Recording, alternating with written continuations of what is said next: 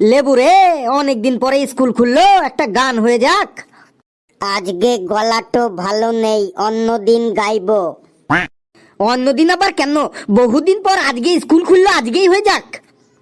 না, আজকে গানটো গাইবো নাই, আজকে মুড নাই। ও লেবু লেবু, একটা গান গাও না। লেবু সোনা, ও লেবু সোনা, একটা গান গাও না। পেচি যখন বলল তখন তো একটা গান গাইতেই হবে। কথা দিয়ারে নাগর মেলায় আইলো না, কথা দিয়ারে নাগর মেলায় আইলো না, নাগর ছাড়া মেলা ভালো লাগে না, নাগর ছাড়া মেলা ভালো লাগে না। কথা দিয়ারে নাগর মেলায় আইলো না, কথা দিয়ারে নাগর মেলায় আইলো না, নাগর ছাড়া মেলা ভালো লাগে না, নাগর ছাড়া মেলা ভালো লাগে না। আরে দাঁড়া রে সবাই, স্যার চলে এসেছে, স্যার চলে এসেছে। Good morning sir. Good morning sir. আবার আজকে তোরা গান বাজনা শুরু করেছিস তাই না? এই, আর বাকিগুলো কোথায় রে? ওরা কি আজকে আসবে না? May I come in sir? আয় আয়, এখানে এসে কথা বল। ওই, আর একটু দূরে গিয়ে দাঁড়া। কেন স্যার, আপনার কি ছোঁয়াচে রোগ আছে? বক বক বন্ধ কর আর বল, স্কুলের টাইম কটা? 10 AM, মানে সকাল 10টা স্যার। তাহলে তো লেট হলো কেন বল? স্যার, আমার শরীরটা ঠিক নেই স্যার।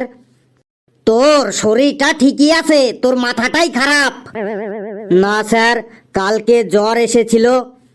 আচ্ছা, তো জ্বর কিসে করে এসেছিল? টোটোতে করে নাকি মোটর ভ্যানে করে? কি বলছেন স্যার? জ্বর কখনো টোটোতে করে বা মোটর ভ্যানে করে আসে? জ্বর আমার শরীরে এসেছিল। যা এখান থেকে ভাগ, তুই জায়গায় গিয়ে বস আর একটু অপেক্ষা কর, তারপর দেখবি তোর শরীরে থাপ্পড় ঘুষি চর সবকিছুই এক এক করে আসবে। তোরা দাঁড়িয়ে আছিস কেন? বসে পড়। দেখলে গানটো না গাইলে ভালো হতো, মাস্টারটো কেমন রাগে গেল। May I come in sir? এই হাবলু, তোরা তো লেট হলো কেন রে? স্যার, আজ সকালে আমার ঠাকুমা আমাদের ছেড়ে চলে গেল। ওহো, very sad, very sad. Sorry sorry sorry, খুবই দুঃখের কথা। তাহলে তুই স্কুলে এলি কেন? একদম 13 দিনের জন্য ছুটি নিতে পারতি, একদম শ্রাদ্ধ শান্তি নিয়ম ভঙ্গ করে স্কুলে আসতি। স্যার, আমার ঠাকুমা আজ সকালে আমাদের ছেড়ে গ্রামের বাড়িতে চলে গেল, এই দুনিয়া ছেড়ে যায়নি। যা ভাগ এখান থেকে, তো সিটে গিয়ে বস। হ্যাঁ, তো আমার গুণধর ছাত্রছাত্রীরা, সকলে মন দিয়ে শোন। সারা বছর তো সবাই আনন্দ ফুর্তি করে কাটালি, সামনেই তোদের পরীক্ষা, এখনো সময় আছে। এবার একটু মন দিয়ে পড়াশোনা কর, যাতে তোরা সবাই ভালো করে একটু টেনে টুনে পাস করতে পারিস। স্যার, আপনি শুধু আমাদের টেনে টুনে পাস করা নিয়ে ভাবছেন, আর আমি তো ভাবছি 95% নম্বর নিয়ে পাস করার কথা। বাবা রে, 95% মার্কস নিয়ে পাস করা তো তোদের দূরের কথা, তোরা অল সাবজেক্ট মিলে 95 পাবি কিনা সেটা নিয়ে ভাব আগে। 95 নম্বর তো স্যার আমার বাঁ হাতের খেল। এই বছর আমাকে 95% মার্কস পেতেই হবে। বাবা বলেছে 95% মার্কস পেলে আমাকে একটা ব্যাটারির সাইকেল কিনে দেবে। আমি ব্যাটারিওয়ালা সাইকেলের কথা ভাবছি স্যার। 95% নম্বর পাওয়ার কথা ভাবছিস? তাও আবার তুই তুই কি দিবা স্বপ্ন দেখছিস? জানিস 95% নম্বর পেতে গেলে কত ঘন্টা পড়াশোনা করতে হয়? কমসে কম 22 থেকে 24 ঘন্টা পড়াশোনা করতে হয়, যেটা তোর পক্ষে একদম অসম্ভব ব্যাপার। স্যার, আমাদেরও আপনি চেনেন না, আমরা পড়াশোনা করে করে একদম বইয়ের পাতা ছিঁড়ে ফেলবো, এমন পড়া পড়বো, পড়ে পড়ে একদম স্কুলের দেওয়াল ভেঙে ফেলবো, পড়ে পড়ে একদম ধোঁয়া উড়িয়ে দেবো, ধোঁয়া। স্যার, আমরা চান দান হাগামুতা বাদ দিয়ে শুধু পড়েই যাব পড়েই যাব। 95% নম্বর পাওয়া আমাদের কাছে একদম জল ভাত। 95% নম্বর পাওয়াটো কোনো ব্যাপারই না। 365 দিন পড়াশোনা করে যদি না হয়, তাহলে আরো 1 সপ্তাহ বেশি গেদে পড়াশোনা করব, তাও 95% নম্বরটো পেতেই হবে। আমি জানি যে পড়ে পড়ে তোরা কত দেওয়াল ভাঙবি আর কত গেদে পড়াশোনা করবি। তোদের একদম আমি হারে হারে চিনি। এখনো যদি আমি জিজ্ঞেস করি বাংলা বইয়ের প্রথম চ্যাপ্টারটা কি আছে, তাই তোরা বলতে পারবি না। স্যার, এটা আবার কোনো কোশ্চেন হলো? বাংলা বইয়ের প্রথম চ্যাপ্টারটা কি আছে? এই কোশ্চেনটা কোনোদিনও পরীক্ষায় এসেছে নাকি আগামী দিনে কখনো আসতে পারে? আপনিই বলুন। স্যার, ঘেট্টু ঠিকই বলেছে। বাংলা বইয়ের প্রথম চ্যাপ্টারটা কি, এই প্রশ্নটা কখনো পরীক্ষায় এসেছে না কখনো পরীক্ষায় আসবে? বাংলা পরীক্ষায় তো প্রশ্ন আসে রচনা লেখো, জীবনী লেখো, চিঠি লেখো, এই সব। হ্যাঁ স্যার, ঘেটু ঠিকই বলেছে। হ্যাঁ স্যার, ঘেটু ঠিকই বলেছে। হ্যাঁ স্যার, ঘেট্টু আর ফেলু দুজনাই ঠিক কথাটাই বলেছে।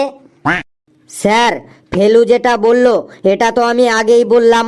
বাংলা পরীক্ষায় রচনা আসে, গল্প আসে, চিঠি লেখা আসে। বেশ, আমি রচনাতে পরে আসছি। তার আগে তোদের কয়েকটা সিম্পল সিম্পল প্রশ্ন ধরি, দেখি কেমন পারিস। ঘেটু, তুই দাঁড়া। বলুন স্যার। মহাভারতের পাঠের থেকে তোকে একটা প্রশ্ন ধরি, তোর মনে আছে তো? হ্যাঁ স্যার, মনে আছে। মহাভারতের পাঠের আমি একদম সব জানি, সব। বেশ, অর্জুনের সম্পর্কে তুই কি জানিস বল? Sir, sir Arjun, sir Arjun, sir মানে sir Arjun, sir sir Arjun. এই মাত্রই তুই কনফিডেন্সের সাথে বললি তুই সব জানিস, তাহলে এখন তোতলামি করছিস কেন? অর্জুন অর্জুন অর্জুন, হ্যাঁ আমি অর্জুনের সম্পর্কেই জিজ্ঞাসা করছি। Sir, sir sir Arjun, sir Arjun দেখতে খুব সুন্দর ছিল। আর আর আর কি জানো, আর আর স্যার পেটে আসছে, মুখে আসছে না। তোর পেটেই থাক, আর মুখে আনতে হবে না। তুই দু হাত তুলে দাঁড়িয়ে থাক। ওটাকে কালু নাকি? কালু, তুই বল অর্জুনের সম্পর্কে কি জানিস? স্যার, স্যার আমারও পেটে আসছে, মুখে আসছে না। বুঝেছি, তুইও ওই একই দলের হয়ে গেছিস। এক কাজ কর, তোর পেটে একটু চাপ দে, দেখ ঠিক মুখে চলে আসবে। ওই ওই ইয়া ইয়া ইয়া ইয়া। কি ইয়া ইয়া করছিস? স্যার আমি পেটে চাপ দিচ্ছি জোরে জোরে। স্যার, স্যার চলে এসেছে, স্যার মুখে চলে এসেছে। বেশ, মুখে যখন চলে এসেছে তাহলে বল অর্জুনের সম্পর্কে তুই কি জানিস?